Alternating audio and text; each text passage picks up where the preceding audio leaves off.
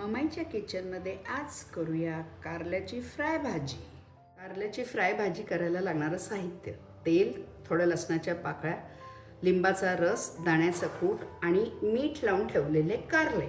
हे आपण पिळून घ्यायचे असे, ते त्याच्यातला कडवटपणा सगळा निघून जातो. फोडणीसाठी तेल टाकायचं, तिखट मिठाची आणि लसणाची फोडणी द्यायची. लसूण किंचित तांबूस झाला की कारले टाकून द्यायचे, परतून घ्यायचे चांगले. गॅस कमी करून टाकायचा आणि हे असं पसरून एक 15 मिनटं होऊन द्यायचे.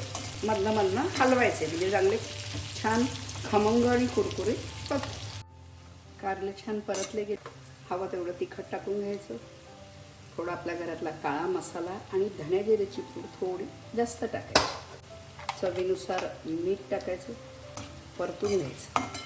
त्यामध्ये थोडा लिंबाचा रस, म्हणजे ते अगदी कडकही होत नाही आणि मऊ राहतात. आणि हे दाण्याचं कूट टाकायचं.